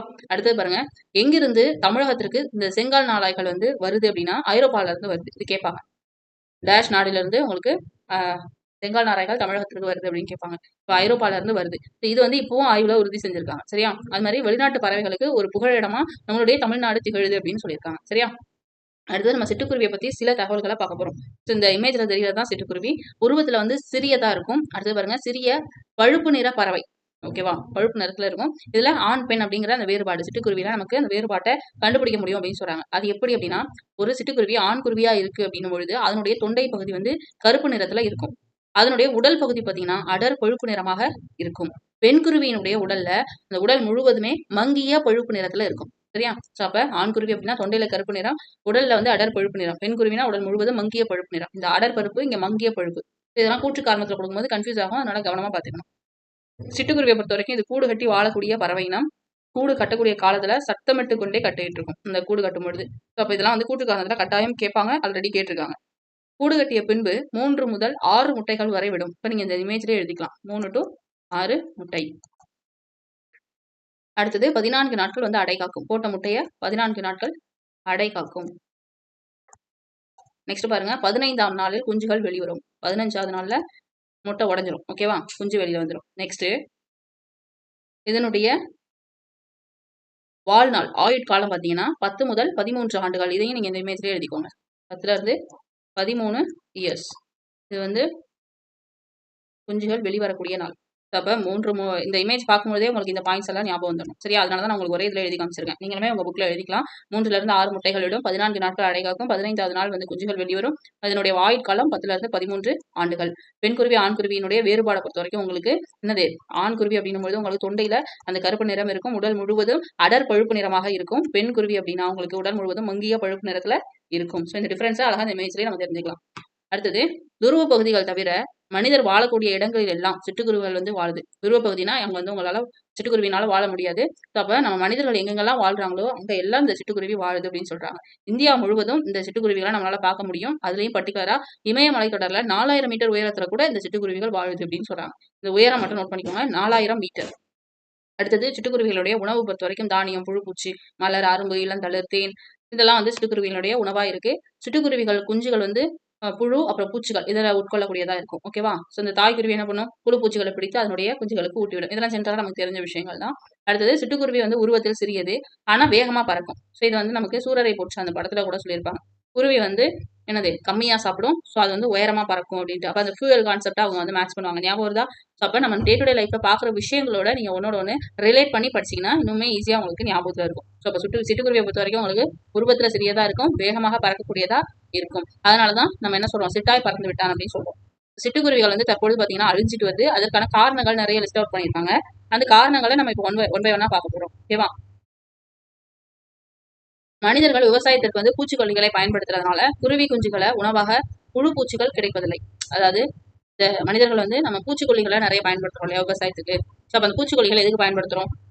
அந்த செடி கொடிகளை எந்த ஒரு புழு பூச்சியும் பாதிக்காம இருக்கிறதுக்காக நம்ம நிறைய பூச்சிக்கொல்லிகளை பயன்படுத்துறோம். ஸோ அப்ப குருவிக்கு உணவானது என்ன? குருவி குஞ்சுகளுக்கு உணவுங்கிறது நம்ம மேலதான் பார்த்தோம். புழு பூச்சிகளை தான் அது உட்கொள்ளணும். ஸோ அப்ப அந்த புழு பூச்சிகளை நம்ம வந்து பூச்சிக்கொல்லிகளை போட்டு அழிச்சிடறோம். அப்படின்னும் போது அந்த குஞ்சுகளுக்கு உணவு கிடைக்கலன்னும் போது என்ன ஆகும்? குஞ்சா இருந்தாலுமே அது வந்து இறக்குறதுக்கான வாய்ப்புகள் அதிகமா இருக்கும் இல்லையா? அப்ப ஒரு குருவி குஞ்சுகளை நம்ம அழிக்கிறதுக்கான ஒரு விஷயமா பூச்சிக்கொல்லிகளை பயன்படுத்துறோம். அதுவும் அதிகமா பயன்படுத்தும். அடுத்தது நவீன கட்டடங்கள்ல குருவிகள் கூடு கட்ட ஏற்றவையா இல்லை. நம்ம இப்ப என்ன பண்றோம், பில்டிங் மேல பில்டிங்கா கட்டிட்டு இருக்கோம். அப்படின்னும் போது குருவிகள் வந்து எங்க கூடு கட்டும்? கரெக்டா அப்ப முன்னாடி உள்ள இயற்கை அமைப்பு பொறுத்த வரைக்கும் உங்களுக்கு மரங்கள் நிறைய இருக்கும், வீடுகளும் வந்து கூரை இருக்கும். அப்ப அது கூரை மேல அதனால கூடு கட்டிக்க முடியும், மரங்கள்ல கூடு கட்டிக்க முடியும். அப்படியே குருவிகள் வாழ்வதற்கான அந்த சூழல் அப்படிங்கிறது ரொம்ப அதிகமா இருக்குது. ஆனா இப்ப நம்ம நவீன கட்டடங்கள் மேல அடுக்குமாடி குடியிருப்புகள் எல்லாம் கட்டுறோம். ஸோ அப்படி பார்க்கும்போது குருவிகள் வந்து கூடு கட்டுறதுக்கு ஏற்ற இடம் வந்து இல்ல. தற்காலத்துல தாவர வேலிகளுக்கு மாற்றாக செயற்கை வேலிகள் அமைக்கப்படுகின்றன. முன்னெல்லாம் பாத்தீங்கன்னா இந்த வேலி வந்து உங்களுக்கு வந்து முள்ளுல இந்த பழைய பட்டு போன மரம், அப்புறம் வந்து கருவ முள் அப்படிலாம் சொல்லுவாங்க இல்லையா, அதை வச்சு என்ன பண்ணுவாங்கன்னா வேலி அமைப்பாங்க. ஆனா இப்ப என்ன பண்றாங்க, செயற்கை வேலிகள் அமைக்கிறாங்க. ஸோ அப்ப அந்த செயற்கை வேலிகளும் வந்து என்ன பண்ணுது, சிட்டுக்குருவிகள் வாழ்றதுக்கு உகந்த வேலியா இல்ல. ஸோ நம்ம வந்து என்ன பண்றோம், அந்த வகையிலையும் சிட்டுக்குருவிகளுக்கு பாதிப்பு ஏற்படுத்தும். ஸோ அப்ப அந்த தாவர வேலிகள் தான் சிட்டுக்குருவிகளுக்கு வந்து உகந்ததா இருக்கும். ஸோ அது இப்ப குறைஞ்சிருச்சு. அதனால சிட்டுக்குருவிகளோட எண்ணிக்கையும் இப்ப குறைஞ்சிட்டு இருக்கு. அடுத்து பாருங்க, சிட்டுக்குருவிகள் ஓய்வெடுக்கும் புதர் செடிகளும் இப்ப இல்ல. உணவுக்கும் இருப்பிடத்திற்கும் சிட்டுக்குருவிகளுடன் மற்ற பறவைகள் போட்டி போடுது. ஸோ அப்ப அது காம்படிஷன் அதிகமாயிருச்சு, அது தேவையானது எதுவுமே கிடைக்கல. ஸோ அதோட அழிவு வந்து ரொம்ப சீக்கிரமா நடந்துட்டு இருக்கு. அடுத்து நம்ம பார்க்க போறது வந்து இந்தியாவினுடைய பறவை மனிதன். ரொம்ப ரொம்ப முக்கியமானது. இதுல இருந்து நிறைய தடவை ரிப்பீட்டடா கொஸ்டின்ஸ் வந்து கேட்டிருக்காங்க. இன்றைய பறவையியல் ஆய்வாளர்களுக்கு முன்னோடியா இருந்தது யாருன்னா டாக்டர் சலீம் அலி. இவர் வந்து பறவைகளை பற்றி ரொம்ப ஆய்வு செய்த ஒரு நபர். தன்னுடைய வாழ்நாள் முழுவதும் பாத்தீங்கன்னா பறவைகளை பற்றி ஆராய்ச்சி செய்யறதுலையும் அதை வந்து படம் பிடிக்கிறதுலையும் வந்து நாட்களை செலவு செஞ்சிருக்காரு. அது மட்டும் இல்லாம இவரை வந்து நம்ம இந்தியாவின் பறவை மனிதர் அப்படின்னு அழைக்கிறோம். யார? டாக்டர் சலீம் அலி அவர்களை. இந்தியாவின் பறவை மனிதர் யாருன்னு கேட்டா டாக்டர் சலீம் அலி. பறவைகள் குறித்து பல நூல்களை இவர் எழுதியிருக்காரு. தன்னுடைய வாழ்க்கை வரலாற்று நூலுக்கு சிட்டுக்குருவிகளின் வீழ்ச்சி, த ஃபால் ஆஃப் ஸ்பேரோ அப்படின்னு சொல்லி பெயரிட்டிருக்காரு. இது கண்டிப்பா கேட்பாங்க. ஆங்கிலத்திலையும் பாத்துக்கணும், த ஃபால் ஆஃப் ஸ்பேரோ அப்படின்னு. நெக்ஸ்ட், பறவை இனங்களை காப்பாற்றுறதுக்கு நம்ம என்னென்ன விஷயங்களை செய்யணும் அப்படின்னு சொல்லி சில லிஸ்ட் கொடுத்துருக்காங்க. இது ஜஸ்ட் ரீட் மட்டும் பண்ணிக்கோங்க. இந்த 3 பாயிண்ட்டும் ரொம்ப முக்கியம் கிடையாது. இது கீழே உள்ள பாயிண்ட்ஸ் தான் முக்கியம். ஆள் அரசு போன்ற மரங்களையும் அவரை புடலை போன்ற கொடிகளையும் வளர்க்கணும். அது வந்து அந்த சிட்டுக்குருவிகளுக்கு உகந்த அந்த சூழலை ஏற்படுத்தும். நம்ம மண்ணுக்கு ஏற்ற மாதிரி பிற வகை உள்ளூர் தாவரங்களை வளர்க்கணும். தோட்டங்களையும் வயல்வெளிகளையும் செயற்கை உரங்கள், பூச்சிக்கொல்லி மருந்துகள் ஆகியவற்றை தெளிக்கிறத தவிர்க்கணும் அப்படின்னு சொல்றாங்க. நெக்ஸ்ட் பாருங்க, ரொம்ப ரொம்ப முக்கியமானது, காக்கை குருவி எங்கள் ஜாதி, இது கடலும் மலையும் அப்படின்னு சொல்லி பாரதியாருடைய பாடல் வரிகள் வரும். இப்ப காக்கை குருவி எங்கள் ஜாதி அப்படின்னு சொல்லி பாடினது யாருன்னு கேட்டா பாரதியார். சமைப்பதற்கு தம் மனைவி வைத்திருந்த சிறிதளவு அரிசியையும் கூட முற்றத்தில் இருந்த சிட்டுக்குருவிகளுக்கு மகிழ்ச்சியுடன் போட்டு பட்டினியாக இருந்தவர் பாரதியார். கண்டிப்பா இந்த ஸ்டோரி எல்லாருக்குமே தெரிஞ்சிருக்கும். நெக்ஸ்ட் பாருங்க, ஆர்டிக் ஆலா. ஆர்டிக் ஆலா அப்படிங்கிறது வந்து உலகிலேயே நெடுந்தொலைவு பயணம் செய்யக்கூடிய ஒரு பறவைனா இது எவ்வளவு தூரம் பயணம் செய்யும் அப்படின்னா 22,000 கிலோமீட்டர் பயணம் செய்யும். சரியா? அடுத்து நம்ம பார்க்கும்போது ரொம்ப முக்கியமான ஒரு கொட்டேஷன் அப்படின்னு சொல்லலாம். மனிதன் இல்லாத உலகில் பறவைகளால வாழ முடியும், ஆனா பறவைகள் இல்லாத உலகில நம்ம மனிதர்களால வாழ முடியாது. காரணம், நமக்கு அந்த சைக்கிள் வந்து பிரேக் ஆயிடும். என்ன சைக்கிள் பிரேக் ஆயிடும் அப்படின்னா, ஸோ வந்து ஒவ்வொரு உயிரினத்தை சார்ந்து மற்றொரு உயிரினம் இருக்கு அப்படிங்கிறது நமக்கு தெரியும் இல்லையா? ஸோ அப்ப இந்த பறவைகள் இல்லை அப்படின்னா மனிதர்களாகிய நம்மளுடைய அந்த சைக்கிள், உணவு சங்கிலி அந்த சைக்கிள் வந்து பிரேக் ஆயிடும் அப்படிங்கிறதான் சொல்றோம். சரியா? ஸோ இந்த கொட்டேஷனை யார் சொல்லியிருக்காங்க அப்படின்னா டாக்டர் சலீம் அலி தான். ஓகே. அடுத்தது பாருங்க, பறவைகளை பற்றி நம்ம படிக்கிறோம் இல்லையா? ஸோ அந்த படிப்பை நம்ம என்னன்னு சொல்றோம் அப்படின்னா ஆர்னித்தாலஜி அப்படின்னு சொல்றோம். என்னன்னு சொல்றோம்? பறவைகளை பற்றி படிக்கக்கூடிய அந்த படிப்பை ஆர்னித்தாலஜி அப்படின்னு சொல்றோம். நெக்ஸ்ட் பாருங்க, உலக சிட்டுக்குருவிகள் நாள் என்று கொண்டாடப்படுகிறதுனா மார்ச் 20. ஸோ இதை எப்படி ஞாபகம் வச்சுக்கலாம்னா, நமக்கு எந்திரன் 2.0 மூவி இருக்கு இல்லையா? ஸோ அந்த 2.0 அப்படிங்கிறது உங்களுக்கு சிட்டுக்குருவிகளை பேஸ் பண்ண மூவி. கரெக்டா? ஸோ அப்ப இந்த 2.0 இந்த 20 2.0 அப்படின்னு ஞாபகம் வச்சுக்கோங்க. ஆனா இந்த மார்ச் நீங்க தான் ஞாபகம் வச்சுக்கணும். ஓகே. அப்ப சிட்டுக்குருவிகள் நாள்னா மார்ச் 20. அடுத்தது நமக்கு புக் பேக் கொடுத்துருக்காங்க. இதை ஜஸ்ட் ட்ரை பண்ணுங்க. இதுல ஏதாவது கொஸ்டின் தெரியலனா நீங்க எனக்கு வந்து கமெண்ட்ஸ்ல சொல்லுங்க. நான் ஆன்சர் உங்களுக்கு ப்ரொவைட் பண்றேன். ஓகே. நெக்ஸ்ட் நம்ம பார்க்க போறது வந்து கிழவனும் கடலும். கண்டிப்பா இந்த இது படிக்கணும். ஏன்னா இதுல வந்து சில முக்கியமான பாயிண்ட்ஸ் தான் இருக்கு. நான் அதை மட்டும் சொல்றேன். நீங்க அதை மட்டும் நோட் பண்ணி படிச்சுக்கோங்க. எல்லாத்தையும் வந்து ரீட் பண்ணணும் கூட தேவையில்லை. இந்த பாக்ஸ் ரொம்ப ரொம்ப முக்கியம். இதுல வந்து நம்ம கொஸ்டின்ஸ் வந்து நிறைய தடவை கேட்டிருக்காங்க. கிழவனும் கடலும். இதை நம்ம ஆங்கிலத்துல த old man and the C அப்படின்னு சொல்லுவோம். இது வந்து ஒரு ஆங்கில புதினம். ஓகேவா? கண்டிப்பா கேட்பாங்க. இது வந்து புதினமா, சிறுகதையா, கவிதையா, கட்டுரையா அப்படின்னு கேட்பாங்க. புதினம், அதுவும் ஆங்கில புதினம். தமிழ்ல வந்து மொழிபெயர்க்கப்பட்டிருக்கு. சரியா? இந்த புதினத்துக்கு 1954ஆம் ஆண்டு நோபல் பிரைஸ் வந்து கிடைச்சிருக்கு. இந்த புதினத்தினுடைய ஆசிரியர் பெயர் எர்னஸ்ட் ஹெமிங்வே. ரொம்ப ரொம்ப முக்கியமான ஒரு கொஸ்டின். இதுல வந்து நிறைய கொஸ்டின் ரிப்பீட்டடா கேட்டிருக்காங்க. இதுல நான் சொன்ன மாதிரி சில பாயிண்ட்ஸ் தான் முக்கியம்னு சொல்லியிருந்தேன். ஸோ அதை மட்டும் நான் சொல்றேன். நீங்க நோட் பண்ணிக்கோங்க. இந்த கதையினுடைய ஹீரோ சாண்டியாகோ அப்படிங்கிற ஒரு மனிதர். இவர் வந்து இந்த முதிர்ந்தவர். ஸோ இந்த இமேஜ்ல தெரியும். இவர் சாண்டியாகோ. இது வந்து மனோலின். ஓகேவா? ஸோ இப்போ இந்த சாண்டியாகோ வந்து கடலுக்கு மீன் பிடிக்க போவாரு. ஸோ அப்போ பார்த்தீங்கன்னா நிறைய நாள் மீன் இல்லாம திரும்பி வருவாரு. ஸோ அப்போ மனோலின் என்ன பண்ணுவான்? இவன் வந்து இந்த சாண்டியாகோவோட சேர்ந்து மீன் பிடிக்க போவான். ஸோ அப்ப 84 நாட்களாக அவர்களுக்கு மீன் கிடைக்கல. அப்ப எத்தனை நாளா மீன் கிடைக்கல அப்படின்னு கேட்டாங்கன்னா 84 நாள். ஓகேவா? இது ஒரு பாயிண்ட். அடுத்தது பாருங்க, முதல் 40 நாட்கள் மனோலின் வந்து 40 நாள் வந்து என்ன பண்ணா அப்படின்னா அந்த சாண்டியாகோவோட கடலுக்கு போவான். ஓகேவா? அடுத்தது 85வது நாள். ஸோ 85வது நாள் பார்த்தீங்க அப்படின்னா என்ன இருக்குன்னா உங்களுக்கு வந்து அந்த மீனை வந்து சாண்டியாகோ பிடிச்சிருப்பாரு. ஓகேவா? இவ்வளவுதான். நீங்க உள்ள போய் இந்த ஸ்டோரியே நீங்க ஃப்ரீயா இருக்கும்பொழுது படிச்சு பாருங்க. மற்றபடி இதுல முக்கியமான பாயிண்ட் அப்படின்னும் பொழுது பாத்தீங்கன்னா நான் சொன்ன மாதிரி இந்த பாக்ஸும் அதற்கு கீழே இருக்கக்கூடிய இந்த பேராகிராஃப், இந்த விஷயங்கள் தான் முக்கியமானது. அந்த கிழவனுடைய பெயர் வந்து சாண்டியாகோ, அவர் தான் ஹீரோ. அடுத்து மனோலின், அந்த சிறுவனுடைய பெயர். அவர் வந்து 84 நாட்களா அவருக்கு வந்து மீன் எதுவும் கிடைக்கல. மனோலின் வந்து 40 நாட்கள், முதல் 40 நாட்கள், அதுவும் ரொம்ப முக்கியம். முதல் 40 நாட்கள் வந்து அவரோட கடலுக்கு போயிருப்பான். அதுக்கப்புறம் பாத்தீங்கன்னா 85வது நாள் இவருக்கு மீன் கிடைச்சிருக்கும். அதுவும் பாத்தீங்கன்னா நல்ல பெரிய மீனா கிடைச்சிருக்கும். இதுதான் அந்த ஸ்டோரி. அதுல இருக்கக்கூடிய முக்கியமான பாயிண்ட்ஸ். இது மட்டும் பாத்துக்கோங்க. இதுல தாண்டி உங்களுக்கு கொஸ்டின்ஸ் வந்து வராது. ஓகே. நெக்ஸ்ட், இதுல வேற என்ன மாதிரி கொஸ்டின் கேட்பாங்க இந்த லெசன்ல இருந்து அப்படிங்கறத நான் சொல்லிடுறேன். நமக்கு வந்து சிலபஸ்ல நிறுத்தற்குறி அப்படின்னு ஒரு டாபிக் இருக்கு. கரெக்டா? நிறுத்தற்குறி. அந்த டாபிக்ல இருந்து கொஸ்டின்ஸ் வரும். எப்படி வரும்னா, இப்ப பாருங்க, இது எடுத்துக்கலாம். இந்த பாக்ஸ் எடுத்துக்கலாம். இதுல பாருங்க, அடடேன்னு கொடுத்து ஒரு ஆசிரியர் குறி இருக்கா? அடுத்தது தூண்டில் கயிற்று ஏதோ இழுப்பது போல் தோன்றுகிறதே அப்படின்னு அந்த இடத்துல ஒரு ஆசிரியர் குறி இருக்கு. ஏதோ மீன் தான் வந்திருக்கும் என நினைக்கிறேன்னு ஒரு புல் ஸ்டாப் இருக்கு. ஸோ அப்ப இந்த மாதிரி நிறுத்தல் குறிகளை நமக்கு கொடுத்து எது சரியான தொடர் அப்படின்னு கேட்கலாம். ஓகேவா? அடுத்தது பாத்தீங்கன்னா நான் சொன்ன மாதிரி வல்லின மிகுமிடம் மிகாமிடம் இருக்கு இல்லையா? அதுல இருந்து கொஸ்டின்ஸ் கேட்கலாம். ஸோ அந்த மாதிரி கொஸ்டின்ஸ் தான் உங்களுக்கு இந்த லெசன்ல இருந்து இந்த பாக்ஸ்ல இருந்துலாம் கேட்க வாய்ப்பு இருக்கு. மற்றபடி மனப்பாடம் பண்ணணுன்ற மாதிரி கிடையாது. பொருள் புரிஞ்சு இந்த நிறுத்தல் குறிகளை மட்டும் பார்த்துக்கோங்க. சரியா? அடுத்தது நம்ம பார்க்க போறது பாத்தீங்கன்னா இலக்கண பகுதி. முதல் எழுத்தும் சார்பெழுத்தும் இதை பத்தி தான் பார்க்க போறோம். நம்ம எழுத்துக்களை 2 வகையா பிரிக்கலாம். ஒண்ணு வந்து முதல் எழுத்து, இன்னொன்னு சார்பெழுத்து. இந்த முதல் எழுத்து அப்படிங்கிறது என்னன்னா ஒண்ணும் இல்ல, நமக்கு உயிரெழுத்துக்கள் மொத்தம் 12. ஸோ 12 எழுத்துக்கள் என்ன? ஆல இருந்து ஔ வரைக்கும் இருக்கக்கூடிய எழுத்துக்கள். கரெக்டா? ஸோ அப்ப இந்த 12 எழுத்துக்களை நம்ம உயிர் எழுத்துக்கள் அப்படின்னு சொல்லுவோம். மெய் எழுத்துக்கள் மொத்தம் 18. அது என்னன்னா இக்ல இருந்து இன்னு வரைக்கும் இருக்கக்கூடிய எழுத்துக்கள். ஸோ அப்ப இந்த உயிரெழுத்துக்கள் 12ம் மெய்யெழுத்துக்கள் 18ம் இது ரெண்டும் சேர்த்தீங்க அப்படின்னா உங்களுக்கு 30 எழுத்துக்கள் வரும். இந்த 30 எழுத்துக்களால தான் நம்ம முதல் எழுத்துக்கள் அப்படின்னு சொல்றோம். ஓகேவா? எதனால இந்த முதல் எழுத்துக்கள் அப்படின்னு சொல்றோம்னா மற்ற எழுத்துக்கள் தோன்றுவதற்கும் அது இயங்குவதற்கும் முதன்மையான காரணமா இருக்கக்கூடியது இந்த முதல் எழுத்துக்கள். அதனால இதை முதல் எழுத்துக்கள்னு சொல்றோம். அப்ப இதுல இருந்து எப்படி கொஸ்டின் கேட்பாங்கன்னா, உயிரெழுத்து 12 மெய்யெழுத்து 18 ஆகிய 30 எழுத்துக்களும் முதல் எழுத்துக்கள். காரணம் பிற எழுத்துக்கள் தோன்றுவதற்கு. இது கூற்று. சரியா? இது கூற்று. அடுத்து இது காரணம் பிற எழுத்துக்கள் தோன்றுவதற்கும் இயங்குவதற்கும் முதற் காரணமா இது இருக்கு அப்படின்னு கொடுப்பாங்க. அப்ப கூற்று காரணம் ரெண்டும் சரி. கூற்று காரணத்தை சரியாக விளக்குகிறது அப்படின்னு நம்ம ஆன்சர் சூஸ் பண்ணணும். புரிஞ்சுதா? இப்ப நம்ம கொஸ்டின் வந்து எந்த ஆங்கிள் இருந்து வேணாலும் கேட்கலாம். நம்ம எல்லாத்துக்கும் தயாரா இருக்கணுங்கிறது தான் விஷயம். ஓகே, நெக்ஸ்ட் பாருங்க சார்பு எழுத்துக்கள். சார்பு எழுத்துக்களை பொறுத்த வரைக்கும் இந்த முதல் எழுத்து பார்த்தோம் இல்லையா, 30 எழுத்துக்கள். இந்த 30 எழுத்துக்களையும் சார்ந்து வரக்கூடிய எழுத்துக்களை நம்ம என்னன்னு சொல்றோம்? சார்பு எழுத்துக்கள்னு சொல்றோம். இது மொத்தம் 10 வகைப்படும். அது என்னென்னு பார்க்க போறோம். அது என்ன தெரியும்? இந்த முதல் எழுத்துக்கள் இது ஒரு பெரிய யானையாகவும், இதை சார்ந்து மற்ற எழுத்துக்களை அதை சார்ந்து போகக்கூடிய, அதை ஃபாலோ பண்ணி போகக்கூடிய யானைகளாகவும் இந்த இடத்துல ஒரு இமேஜ் கொடுத்துருக்காங்க. ஸோ இதுல இருந்து நீங்க தெரிஞ்சுக்கலாம்.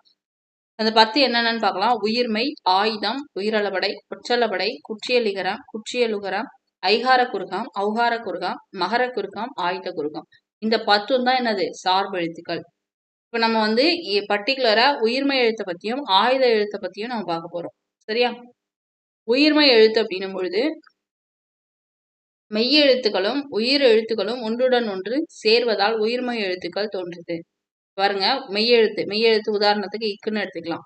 உயிர் எழுத்தை பொறுத்த வரைக்கும் முதல் எழுத்தான ஆவ் எடுத்துக்கலாம். இது ரெண்டையும் நம்ம சேர்க்கும் போது நமக்கு இக்கு பிளஸ் க அப்படிங்கிற உயிர்மெய் எழுத்து தோன்றும். அப்ப மெய்யெழுத்தும் உயிர் எழுத்தும் ஒன்றுடன் ஒன்று சேர்றதுனால நமக்கு உயிர்மெய் எழுத்து கிடைக்குது. இதுதான் ஃபர்ஸ்ட் பாயிண்ட். இந்த உயிர்மெய் எழுத்தினுடைய ஒளி வடிவம் பார்த்தீங்க அப்படின்னா மெய்யெழுத்தையும் உயிரெழுத்தையும் சேர்ந்ததாக இருக்கும் அப்படின்னு சொல்றாங்க. அதாவது இப்ப உயிர்மெய் எழுத்து அப்படின்னும் போது க சொல்லுவோமா? ஸோ இப்போ இந்த எழுத்து நம்ம எப்படி உச்சரிக்கிறோம்? ஃபர்ஸ்ட் இக்கு இப்படிதான் உச்சரிக்கிறோம் இல்லையா? இக்கு க அப்படிதான் உச்சரிக்கிறோம். அப்போ நம்ம உச்சரிக்கிற அந்த எழுத்து பார்த்தீங்கன்னா மெய்யும் உயிரும் சேர்ந்ததாக இருக்கும் அப்படின்னு கொடுத்தா அந்த ஸ்டேட்மெண்ட் கரெக்ட். இதுவே உயிரும் மெய்யும் சேர்ந்ததாக இருக்கும்னு மாற்றி கொடுத்தா அது தப்பு. ஏன்னா நம்ம ஆக் அப்படின்னு படிக்கல, க க அப்படிதான் படிக்கிறோம். ஸோ அப்போ அந்த எந்த அளவுக்கு நுணுக்கமாக படிக்கணும் அப்படிங்கிறத புரிஞ்சுக்கோங்க. சரியா? அடுத்தது பாருங்க, வரி வடிவம். அது நம்ம ஒளி வடிவம் சொல்லியாச்சு. வரி வடிவம் வந்து எப்படி இருக்கும்னா மெய்யெழுத்தை ஒத்திருக்கும். ஏன்னா நம்ம எழுதுறது வந்து இக்கு பிளஸ் அப்படின்னு எழுதுறோம் அப்படின்னா இதை வந்து சேர்த்து க அப்படின்னு மெய்யெழுத்து ஓரியன்டா எழுதுறோம். ஸோ அப்போ அந்த உயிர்மெய் எழுத்து பார்த்தீங்கன்னா ஒளி வடிவம் வந்து ஃபர்ஸ்ட் மெய் அப்புறம் உயிரும் சேர்ந்ததா இருக்கு. வரி வடிவம் மெய்யெழுத்தை ஒத்திருக்கு. ஓகேவா? அடுத்தது ஒலிக்கக்கூடிய இந்த கால அளவு பார்த்தீங்கன்னா உயிர் எழுத்தை ஒத்திருக்கு. ஒலிக்கக்கூடிய கால அளவு உயிர் எழுத்தை ஒத்து இருக்கிறது. அடுத்தது பாருங்க, முதல் எழுத்துக்களை சார்ந்து வர்றதுனால இதை சார்பு எழுத்து வகையில நம்ம சொல்றோம். அடுத்து நம்ம பார்க்க போறது ரொம்ப ரொம்ப ஸ்பெஷலான ஒரு எழுத்து, ஆயுத எழுத்து. 3 புள்ளிகளை உடைய தனித்த வடிவம் தான் இந்த ஆயுத எழுத்து. இது பார்க்கறது கேடய மாதிரி இருக்கும் இல்லையா? முப்புள்ளி அப்படின்னு இதை நம்ம சொல்லலாம், முப்பார் புள்ளி அப்படின்னு சொல்லலாம், தனிநிலைன்னு சொல்லலாம், அக்கேனம் அப்படின்னு சொல்லலாம். ஸோ இதுல எந்த பெயர்கள்ல வேணாலும் என்ன பண்ணலாம், நம்ம இந்த எழுத்தை வந்து நம்ம சொல்லலாம். அப்ப ஆயுத எழுத்தோட இந்த பெயர்களை கொடுத்துட்டு என்ன பண்ணுவாங்க அப்படின்னா இதுல பொருந்தாதது எது அப்படின்னு தவறான ஒரு இதை சேர்த்து கொடுத்துருப்பாங்க. சரியா? இல்ல எல்லாத்தையும் தவறாக கொடுத்துட்டு ஒரு சரியான பெயரை கொடுத்துருக்கலாம். ஸோ அந்த மாதிரி எப்படி வேணாலும் ட்விஸ்ட் பண்ணி கேட்கலாம். எப்படி கேட்டால் நம்ம ஆன்சர் பண்றது தயாராகிடணும். அடுத்தது பாருங்க, நுட்பமான ஒலிப்பு முறையை உடையது. அப்ப எழுத்துக்களில் நுட்பமான ஒலிப்பு முறை உடையது எந்த எழுத்துன்னு கேட்டா ஆயுத எழுத்து. அடுத்தது பாருங்க, இந்த ஆயுத எழுத்து எப்போதுமே தனியா இயங்காது. இதுக்கு முன்னாடி ஒரு குறில் எழுத்தையும் இதற்கு பின்னாடி பாத்தீங்கன்னா வல்லின உயிர்மெய் எழுத்தையும் பெற்று சொல்லின் இடையில் மட்டும்தான் வரும். உதாரணத்துக்கு அஃது, இஃது இப்படிலாம் நம்ம சொல்லுவோம் இல்லையா? அப்ப இந்த ஆயுத எழுத்து என்ன பண்ணும்? சொல்லுக்கு இடையில தான் வரும், முதலையும் கடைசியிலையும் வராது. அடுத்தது பார்த்தீங்கன்னா தனக்கு முன்னாடி ஒரு குறில் எழுத்தை தான் கொண்டு இருக்கும், தனக்கு பின்னாடி பார்த்தீங்கன்னா வல்லின உயிர்மெய் எழுத்தை தான் கொண்டு இருக்கும். முக்கியமான ரூல். அடுத்தது பாருங்க, தனித்து இயங்காது. முதல் எழுத்துக்களாகிய உயிரையும் மெய்யையும் சார்ந்து வரதுனால இதுவும் என்னது? சார்பு எழுத்து வகையில அடங்கக்கூடியது. சரி, இதுக்கப்புறம் நம்ம வந்து இந்த புக் பேக் பார்க்க போறோம். புக் பேக்கை தொடர்ந்து இந்த யூனிட்டுக்கு பின்னாடி இருக்கக்கூடிய திருக்குறளையும் நம்ம பார்த்துடலாம். ஃபர்ஸ்ட் பாருங்க, இந்த இதெல்லாம் ஜஸ்ட் பேராகிராஃபை ரீட் பண்ணிக்கோங்க. ஏன்னா இந்த கமாலாம் இருக்கு இல்லையா, இதெல்லாம் நமக்கு நிறுத்தல் குறியில கேட்பாங்க. அதனால எந்தெந்த இடத்துல கமா ஃபுல் ஸ்டாப்லாம் இருக்குங்கிறத பொறுமையாக உட்காந்து ரீட் பண்ணி பாருங்க. ஓகேவா? அடுத்தது நம்ம பார்க்க போகிறது வந்து நான் சொன்ன மாதிரி இந்த கலைச்சொற்களை பார்த்துட்டு நம்ம என்ன பண்ணிடலாம், திருக்குறளுக்கு போயிடலாம். இந்த புக்குக்கு பின்னாடி இருக்கக்கூடிய இது எல்லாத்தையுமே சால்வ் பண்ணுங்க. ஓகேவா? ஏன்னா இது எல்லாமே நமக்கு சிலபஸ்ல இருக்கு. எது இந்த பேராகிராஃப் கொடுத்து அதுக்கு கொஸ்டின் கேட்பாங்க இல்லையா, அது கண்டிப்பாக கேட்பாங்க. அடுத்தது பாருங்க, இந்த தொடரை வந்து ஒரே தொடராக மாற்றுறது, ஒளி வேறுபாடு, அப்புறம் அந்த சொல்லுக்கான பொருள், இதெல்லாம் கண்டிப்பாக கேட்பாங்க. பொருள்னா என்ன? பறவை. நெக்ஸ்ட் பறவைகள் இடம்பெயர்றத வலசை போதல் அப்படின்னு சொல்லுவோம். சரணாலயம் அப்படின்னா புகலிடம் அப்படின்னு சொல்லுவோம். ஓகேவா? இந்த மாதிரி சரியான அந்த புக் பேக் எல்லாத்தையும் சால்வ் பண்ணி பாருங்க. அடுத்தது பாருங்க, இது ரொம்ப ரொம்ப முக்கியமானது. இந்த சொற்களை வந்து மாற்றி கொடுத்துட்டு நமக்கு என்ன பண்ணுவாங்க, சரியான சொற்றொடர் கேட்பாங்கன்னு சொன்னா இல்லையா, அது டைரக்டா நமக்கு கொடுத்துருக்காங்க பாருங்க. இதெல்லாம் ரிப்பீட்டடா நமக்கு கொஸ்டின்ஸ்ல கேட்டிருக்காங்க. இளங்கோவடிகள் காப்பியத்தை என்னும் இயற்றியவர் சிலப்பதிகாரம். ஸோ அப்போ இதுக்கு சரியான வாக்கியம் பார்த்தீங்கன்னா, சிலப்பதிகாரம் என்னும் காப்பியத்தை இயற்றியவர் இளங்கோவடிகள். இந்த ஆர்டர்ல வரும். இதே மாதிரி தான் மற்ற இதையும் என்ன பண்ணணும், நம்ம மேலே பார்த்த லெசன் ஓரியன்டா இருக்கு. இதுல இருக்கிற எல்லாமே ப்ரீவியஸ் இயர்ல கேட்டிருக்காங்க. ஓகேவா? சரி, இப்ப பாருங்க, மனிதன் உலகில் இல்லாத பறவை வாழ முடியாது. பறவை இல்லாத உலகில் மனிதன் வாழ முடியாது. ஓகேவா? அடுத்தது, மிகப்பெரிய சாண்டியாகோ மீனை பிடித்தார். சாண்டியாகோ மிகப்பெரிய மீனை பிடித்தார். அடுத்தது, மனிதர் இந்தியாவின் டாக்டர் சலீம் அலி பறவை. இந்தியாவின் பறவை மனிதர் டாக்டர் சலீம் அலி. இப்போ இதெல்லாமே நம்ம மேலே பாட்டுற அந்த லெசன்ல இருந்து கொடுத்துருக்காங்க. ஓகே, சரி, இப்போ அடுத்து இது பாருங்க, பறந்து விரிந்து கிடப்பதால் கடலுக்கு பறவை பறவை. இது பறக்கக்கூடிய பறவை, இது கடலை குறிக்கக்கூடியது. அப்போ இதுக்கு ஆன்சர் வந்து இந்த பறவை தான் வரும். அடுத்தது, இலக்கியம் என்ற விழாவில் முகிலன் சிறப்பாக உரையாற்றினான். அப்போ நம்ம பேசக்கூடிய உரை. ஓகேவா? அடுத்தது, முத்து தம் டேஷ் காரணமாக ஊருக்கு சென்றான். பணியின் காரணமாக. இப்போ வேலை செய்யக்கூடிய பணி. இங்கே மற்றொரு பணி என்ன, எதை குறிக்கக்கூடியது? குளிர குளிக்கக்கூடியது. ஓகே, அப்போ ஒரு பணி வந்து குளிரையும், மற்றொரு பணி என்னது, நம்மளுடைய வேலையையும் குறிக்கக்கூடியது. கலைமகள் தம் வீட்டு தோட்டத்தை பார்க்க வருமாறு தோழியை அழைத்தாள். ஒரு அலை வந்து பார்த்தீங்கன்னா கடல் அலையை குறிக்கக்கூடியது, மற்றொரு அலை வந்து அழைக்கிறத குறிக்கக்கூடியது. ஓகே, அப்படியே நம்ம கீழே வந்தோம்னா, இது ஜஸ்ட் வந்து மேலே பாக்ஸ்ல இருந்து எடுத்து எழுத சொல்லியிருக்காங்க. நம்ம பாக்ஸ்ல இருந்து எழுதலைனாலும் ஜஸ்ட் இந்த கொஸ்டின்ஸ்க்கான ஆன்சர்லாம் பார்த்துக்கணும். ஏன்னா நமக்கு டைரக்டா கேட்பாங்க. இரட்டை காப்பியங்கள் ஒன்று சிலப்பதிகாரம், இன்னொன்று மணிமேகலை. முதல் எழுத்துக்களினுடைய எண்ணிக்கை 30, உயிரெழுத்து 12, மெய்யெழுத்து 18. நெக்ஸ்ட், திங்கள் அப்படிங்கிறதுக்கான பொருள் என்ன? திங்கள்னா நிலவு. சத்திமுத்த புலவரால் பாடப்பட்ட பறவை நாராய் பறவை. செங்கால் நாராய் பத்தி பாடினார் இல்லையா, செங்கால் நாராய். நாராய்னு சொல்லலாம், இல்ல நாரை அப்படின்னு சொல்லலாம். பாரதியார் டேஷ் வேண்டும் என்று பாடுகிறார். காணி நிலம் வேணும்னு சொல்லி பாடியிருப்பார். ஓகேவா? அடுத்தது, ஆயுத எழுத்தினுடைய வேறு பெயர் என்ன? தனி நிலையாக்கேனம், முப்புள்ளி, முப்பார் புள்ளி. மேலே பார்த்தோம் இல்லையா, அதில் எது வேணாலும் நம்ம எடுத்துக்கலாம். சரி, இப்போ நம்ம வந்து கலைச்சொற்கள் பார்க்க போகிறோம். கலைச்சொற்கள் ஆல்ரெடி நம்ம ஸ்டாண்டர்ட் வைஸ் வந்து செப்பரேட்டாக உங்களுக்கு வீடியோஸ் ப்ரொவைட் பண்ணியிருக்கோம். பார்க்கல அப்படின்னா அந்த வீடியோஸ்க்கான லிங்க்கை வந்து நான் டிஸ்கிரிப்ஷனில் தரேன், கோ த்ரூ பண்ணுங்க. ஸ்டாண்டர்ட் வைஸ் நம்ம வந்து 12th வரை கம்ப்ளீட் பண்ணியிருக்கோம். அதை அடிக்கடி பார்த்துட்டே இருந்தீங்கன்னா கண்டிப்பாக கலைச்சொல்லேருந்து ஸ்கூல் புக்ல இருந்து கேட்கக்கூடியதுக்கு தயாராகிடலாம். ஓகேவா? அவுட் சோர்ஸ் நான் தரேன் 1 by 1. ஃபர்ஸ்ட் பாருங்க, கண்டம், காண்டினென்ட், தட்பவெப்பம். அந்த தட்பவெப்ப நிலையும் வானிலை, இது ரெண்டையும் வந்து நல்லா பார்த்துக்கணும். ஏன்னா இது ரெண்டும் தான் பொதுவாக கன்ஃபியூஸ் பண்ணிப்பீங்க. ஒன்றும் இல்லை, வானிலைன்னு இருக்கா, வாங்கிறதுக்கு W, வாட்ச் அப்படின்னு ஞாபகம் வச்சுக்கோங்க. சரியா? தட்பவெப்ப நிலை கிளைமேட்டு, வானிலை வெதர். அடுத்தது, வலசை அப்படின்னா மைக்ரேஷன், வலசை பதிலாக மைக்ரேஷன் அப்படின்னு நம்ம சொல்லுவோம். அடுத்தது, புகலிடம், புகலிடம்னா சான்ச்சுரி. நெக்ஸ்ட், புவியீர்ப்பு புலம், கிராவிடேஷனல் ஃபீல்டு. ஓகே, அவ்வளோதான். இப்போ நம்ம அடுத்து இந்த யூனிட்ல இருக்கக்கூடிய திருக்குறளையும் இப்போவே பார்த்துடலாம். திருக்குறளை பொறுத்த வரைக்கும் பார்த்தீங்கன்னா உங்களுக்கு நம்ம ஆல்ரெடி அதிகாரங்களை ஒவ்வொரு அதிகாரம் நம்ம சிலபஸ்ல கொடுத்துருக்கக்கூடிய அதிகாரம் படி நம்ம பார்த்துட்டு இருக்கோம். இருந்தாலும் இப்போ இந்த ஸ்கூல் புக்ல இருக்கக்கூடியதுக்கும் நம்ம என்ன பண்ணிடலாம், பொருள் பார்த்துடலாம்.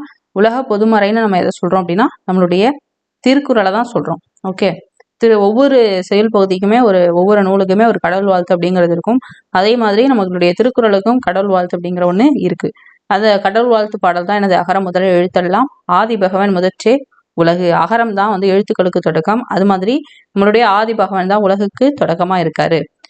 வான் சிறப்பு அப்படிங்கிற இந்த அதிகாரத்துல இருந்து நமக்கு 2 திருக்குறள்கள் கொடுத்திருக்காங்க. ஒண்ணு பாத்தீங்க அப்படின்னா, விண் நின்று பொய்ப்பின் விரிநீர் வியன் உலகத்து உள் நின்று உடற்றும் பசி. அப்ப மழை பாத்தீங்க அப்படின்னா சரியான நேரத்துல பெய்யல அப்படின்னா நம்ம உலக உயிர்கள் எல்லாம் வந்து என்ன ஆகும், பசியினால துன்புறும். அதான் இந்த குறளினுடைய பொருள், வேற ஒன்றும் கிடையாது. மழை உரிய காலத்தில் பெய்யாமல் போனால் உலகத்து உயிர்கள் எல்லாம் பசியில துன்புறும். அது ஏன் பசியில துன்புறும்? இப்ப மழை பெய்யல அப்படின்னா நம்மளால வேளாண்மை செய்ய முடியாது, நமக்கு தேவையான உணவை வந்து நம்ம உருவாக்கிக்க முடியாது. ஸோ அப்ப நம்ம பசி அப்படிங்கிற விஷயத்தினால துன்புறுவோம். மழைங்கிறது அவ்வளவு முக்கியம். அதுதான் கொடுத்துருக்காங்க. விண் நின்று பொய்ப்பின் வெறி நீர் வியன் உலகத்து உள் நின்று உடற்றும் பசி. அடுத்த குறள் பாருங்க. கொடுப்பதுவும் கெட்டார்க்கு சார்வாய் மற்ற ஆங்கே எடுப்பதுவும் எல்லாம் மழை. இந்த கொடுப்பதுவும் எடுப்பதுவும்லாம் என்ன அளபடை அப்படிங்கிறது தெரிஞ்சிருக்கணும். சரியா? இந்த குறளுக்கான பொருள் பாருங்க. உரிய காலத்துல பெய்யாம நம்மளுக்கு எடுக்கக்கூடியதும் எது? இந்த மழை தான். உரிய காலத்துல பெய்து நம்மளை காக்கக்கூடியதும் என்னது? இந்த மழை தான். அந்த மழை நமக்கு சரியான நேரத்துல பெய்யலைன்னா நம்மளை அழிக்கக்கூடியது அதுதான். அதே மாதிரி சரியான நேரத்துல பெஞ்சிச்சுன்னா நம்மளை காப்பாற்றக்கூடியதும் இந்த மழை தான் அப்படின்னு சொல்லியிருக்காங்க. ஸோ இந்த 2 திருக்குறளும் நமக்கு வான் சிறப்பு அப்படிங்கிற அதிகாரத்துல இருந்து கொடுத்துருக்காங்க. ஓகே, அடுத்தது நம்ம பார்க்க போறது நீத்தார் பெருமை அப்படிங்கிற அதிகாரத்துல ஒரே ஒரு குறள் பார்க்கலாம். செயற்கரிய செய்வார் பெரிய சிறியர் செயற்கரிய செய்கலாதார். அதாவது நமக்கு ஒரு செயலை வந்து செய்ய முடியும் அப்படின்னு சொல்லி செய்ய முடியாத ஒரு செயலை கூட யாரு செய்யறாங்களோ அவங்க வந்து பெரியவங்களாகவும், முடியாது இது நம்மளால அது நம்மளால செய்யக்கூடிய செயலா இருக்கும், ஆனா அது என்னால செய்ய முடியாதுன்னு சொல்லி ஒதுங்கி நிற்கக்கூடியவங்கள சிறியவர் அப்படின்னு சொல்லி இந்த குறள்ல சொல்லியிருக்காங்க. ஒன்றும் இல்லை, ஒரு சின்ன பையன் இருக்கான்னு வச்சுங்க, ரொம்ப சின்ன பையன். ஸோ இவனால அந்த ஒரு வேலையை அவனால செய்யவே முடியாது, அவனுக்கான கேப்பபிலிட்டி அவ்வளவு கிடையாது. ஆனாலும் அவன் என்ன பண்றான் அப்படின்னா அந்த செயலை செஞ்சு முடிக்கிறான். அப்ப இவன் சின்னவனான்னு கேட்டா இல்ல, இவன் வந்து ரொம்ப பெரியவன் அப்படின்னு சொல்றாங்க. இப்ப ரொம்ப பெரிய ஒருத்தர் இருக்காருன்னு வச்சுப்போம். ஸோ இவரை வந்து ஒரு சின்ன வேலை, சரியா, இவனுக்கு வந்து இது பெரிய வேலை, இது சின்ன வேலை. ஸோ இவர் என்ன பண்றாரு, இந்த செயல் நம்மளால செய்ய முடியாது, ஆனா இவரால முடியாதுன்னு சொல்லி இவர் என்ன பண்றாரு, ஒதுங்கிடுறாரு. அப்ப இவர் வந்து பெரியவரான்னு கேட்டா இல்ல, இவர் வந்து சிறியவர். ஆனா இந்த பையன் இப்ப நம்மளால முடியாத ஒரு விஷயத்த செய்யறதுனால இவன் வந்து என்னது, ரொம்ப பெரியவன். இதை வந்து ரொம்ப சிம்பிளா இந்த திருக்குறள்ல சொல்லியிருக்காங்க. ஓகே, முடியாத செயலையும் முடித்து காட்டக்கூடியவர் பெரியோர், முடியாது அப்படின்னு சொல்லக்கூடியவங்க சிறியவங்க. சரி, அடுத்தது பாருங்க, மக்கட்பேறு.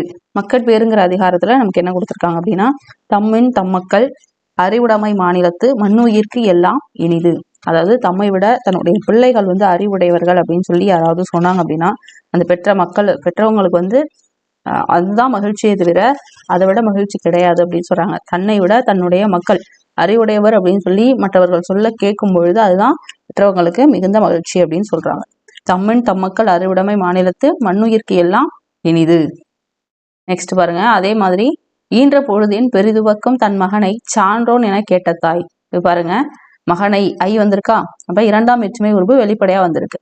வெளிப்படையா வரும்பொழுது வல்லினம் மிகும். ஸோ இந்த மாதிரிதான் நம்ம நார்மலா நம்ம படிக்கும் பொழுது என்ன பண்ணோம், அந்த வல்லினம் மிகும் மிகா இடங்களை அங்கங்க செக் பண்ணிட்டே போகணும், அப்பதான் அது ஞாபகத்திலையும் இருக்கும். இந்த குறளுக்கான பொருளை பொறுத்த வரைக்கும், தன் பிள்ளையினுடைய புகழை கேட்ட தாய் விட்டபோது அடைந்த மகிழ்ச்சியை விட என்ன பண்ணுவாங்க, அந்த புகழ்ச்சியை கேட்கும்போது அதிக மகிழ்ச்சி அடைவாங்க அப்படின்னு சொல்றாங்க. ஓகே, அடுத்தது அன்புடைமை அப்படிங்கிற அதிகாரத்துல நமக்கு 2 திருக்குறள்கள் கொடுத்துருக்காங்க. ரெண்டுமே ரொம்ப சிம்பிளானதுதான். அன்பிலார் எல்லாம் தமக்குரியர் அன்புடையர் என்பும் உரியர் பிறர்க்கு. அதாவது அன்பு இல்லாதவர் எல்லா பொருளும் வந்து தனக்கானது அப்படின்னு நினைப்பாங்க. அன்பு உடையவர்கள் என்ன பண்ணுவாங்கன்னா தன்னுடைய உடம்பும் பிறருக்கு என்பர். அது என்பு அப்படின்னா எலும்பு அப்படின்னு அர்த்தம். என்புனா எழும்பு அப்படின்னு அர்த்தம். ஓகே, நெக்ஸ்ட் பாருங்க, அன்பின் வழியது உயிர் நிறை அக்திலாருக்கு என்புதோல் போர்த்த உடம்பு. சொன்னா இல்லையா, என்பு அப்படின்னா எலும்புன்னு இந்த கொடுத்துருக்காங்க பாருங்க. அன்பு இருப்பதுதான் வந்து உயிருள்ள உடல், அன்பு இல்லாதது வந்து வெறும் எலும்பும் தோலும் அப்படிங்கிறது தான் அதனுடைய பொருள். நெக்ஸ்ட் இனியவை குறள் அதிகாரத்துல வந்து 2 திருக்குறள்கள். ஒண்ணு வந்து அதாவது ரெண்டுமே என்ன பொருள்ல இருக்கும்னா இனிய விஷயங்களை தான் நம்ம சொல்லணுங்கிற பொருள்ல இருக்கும். ஃபர்ஸ்ட் குறள் பாருங்க, பணிவுடையன் இன்சொலன் ஆதல் ஒருவருக்கு அணியல்ல மற்றுபிற. பணிவும் இன்சொலும் தான் ஒருவருக்கு மிகச்சிறந்த அணிகலன்களா இருக்கும், மற்ற எல்லாம் வந்து அணிகலன்கள் ஆகாது. அதுதான் இதனுடைய பொருள். அடுத்தது இனிய உளவாக இன்னாத கூறல் கனியிருப்ப காய்கவன் தற்று. தற்றுன்னு முடிஞ்சிருக்கா, அப்ப இது என்ன அணி, உவமை அணி. இந்த மாதிரி நீங்க நார்மலா படிக்கும் பொழுது கூட அணி, அதனுடைய அந்த வல்லினம் மிகுமிடம் மிகாமிடம், அப்புறம் சொல்லுக்கான பொருள், இதெல்லாம் கொஞ்சம் கவனிச்சுட்டே போகலாம் இல்லையா. சரி, இதற்கான பொருள் பாருங்க, இனிய சொல் இருக்கும் பொழுது நம்ம ஒரு தேவையில்லாத சொல்ல பேசும்போது எதற்கு ஒப்பானது அப்படின்னா, நமக்கு ஒரு பழம் கனி இருக்கும் பொழுது காயை எடுத்து உண்பதை போன்றது. இது ஜென்ரலா எல்லாரும் கேட்ட குறள் தான் இல்லையா. சரி, இப்போ நம்ம 10 குறள் பார்த்தாச்சு. அந்த குறள் அப்புறம் இந்த குறளை எழுதின திருவள்ளுவர். ஸோ இது சார்ந்த பிற தகவல்களை நம்ம இந்த நூல்வெளியில பார்க்க போறோம். நூல்வெளி ரொம்ப ரொம்ப முக்கியமானது. திருவள்ளுவரை பொறுத்த வரைக்கும் 2000 ஆண்டுகளுக்கு முற்பட்டவர். எந்த காலத்துக்கும் பொருந்தக்கூடிய வாழ்க்கை நெறிகளை நமக்கு வகுத்து சொல்லியிருக்காரு. அதனாலதான் அவ்வளோ பழமையான அந்த திருக்குறள் இப்ப உள்ள காலத்துக்கும் பொருந்தக்கூடியதா இருக்கு. வான்புகழ் வள்ளுவர், தெய்வ புலவர், பொய்யில் புலவர், இதெல்லாம் வந்து திருவள்ளுவரினுடைய சிறப்பு பெயர்கள் கொடுப்பாங்க. 4 ஆப்ஷன் கொடுத்துட்டு இதுல பொருந்தாதது எது அப்படின்னு கேட்பாங்க. சரியா. திருக்குறள் அறத்துப்பால், பொருட்பால், இன்பத்துப்பால் அப்படின்னு சொல்லி 3 பிரிவுகளை உடையது. இது கண்டிப்பா கேட்பாங்க. 3 பிரிவுகளை உடையது. 14 கீழ்கணக்கு நூல்கள்ல ஒண்ணு. ஓகேவா. அறக்கருத்துக்கள் எல்லாமே 14 கீழ்கணக்குல வரும். திருக்குறளை பொறுத்த வரைக்கும் 133 அதிகாரங்கள்ல 1330 குறட்பாக்கள் இருக்கும். ஒரு அதிகாரத்துக்கு 10 பாடல்கள் இருக்கும். அதனாலதான் 1330 குறட்பாக்கள். ஓகேவா. அடுத்தது ரொம்ப முக்கியமானது பாருங்க, திருக்குறளில் இல்லாததும் இல்லை சொல்லாததும் இல்லை என்னும் வகையில் சிறந்து விளங்குது எது, திருக்குறள். திருக்குறளுக்கு உலக பொதுமறை வாயுரை வாழ்த்து அப்படின்னு சொல்லி சிறப்பு பெயர்களும் இருக்கு. இதுக்கு திருக்குறளுக்கு உலக பொதுமறை வாயுரை வாழ்த்து அப்படின்னு சொல்லி சிறப்பு பெயர்கள் இருக்கு. இது மட்டும் இல்ல, இன்னும் நிறைய சிறப்பு பெயர்கள் இருக்கு. அது மட்டும் இல்லாம 100க்கும் மேற்பட்ட மொழிகள்ல திருக்குறள் மொழிபெயர்க்கப்பட்டுள்ளது.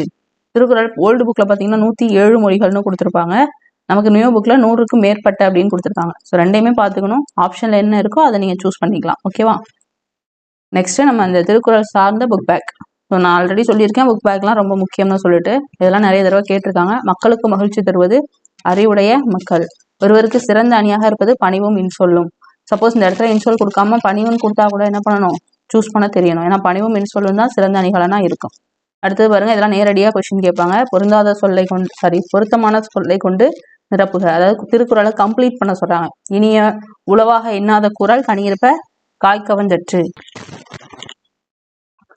அன்பில்லார் எல்லாம் தமக்குரியர் அன்புடையர் என்பும் உரியர் பிறருக்கு. அதாவது தன்னுடைய எழும்பும் மற்றவர்களுடைய, அதாவது உயிரும் மற்றவர்களுக்கானதுன்னு சொல்லுவாங்க அப்படிங்கிற அந்த இது. ஓகேவா? ஸோ இது மாதிரி ஒவ்வொரு குறளும் வந்து சரியா படிச்சாதான் இந்த மாதிரி எங்கேயாவது கோடிட்டிடம் கொடுத்தா கூட உங்களால அதை ஃபில் பண்ண முடியும். ஓகேவா?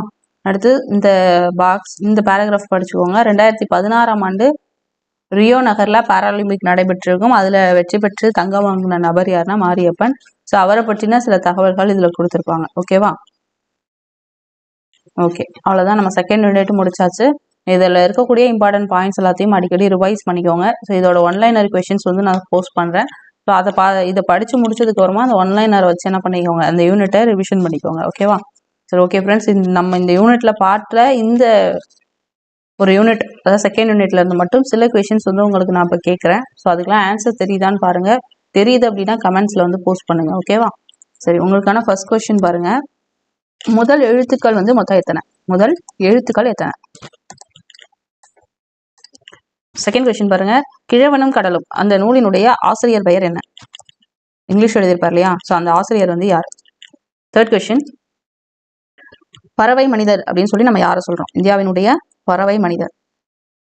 அடுத்து ஃபோர்த் ஒன், பாரதியாருக்கு பாரதி அப்படின்னு சொல்லி பட்டம் கொடுத்த நபர் யார்? ஃபிஃப்த் ஒன், முத்தமிழ் காப்பியம் அப்படின்னு சொல்லி நம்ம எந்த காப்பியத்தை சொல்றோம்? ஓகேவா? முத்தமிழ் காப்பியம்.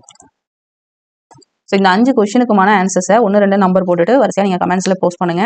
அண்ட் வந்து இதில் ஏதாவது ஒரு கொஸ்டினுக்கு உங்களுக்கு ஆன்சர் தரலன்னா ஒன்றும் இல்லை, திரும்ப ஒரு தடவை வீடியோ பாருங்க. அண்ட் இம்பார்ட்டன்ட் பாயிண்ட்ஸ் எல்லாத்தையும் அடிக்கடி ரிவிஷன் பண்ணுங்க. ஓகே, சரி, ஓகே ஃப்ரெண்ட்ஸ், இந்த தகவல்கள் எல்லாம் கண்டிப்பாக உங்களுக்கு பயனுள்ளதாக இருந்திருக்கும் நம்புறேன். அண்ட் இதே மாதிரி வேறொரு தகவல் உங்களை சந்திக்கும் வரை உங்களிடமிருந்து விடைபெறுவது Kamali from K Guru academy. Thank you.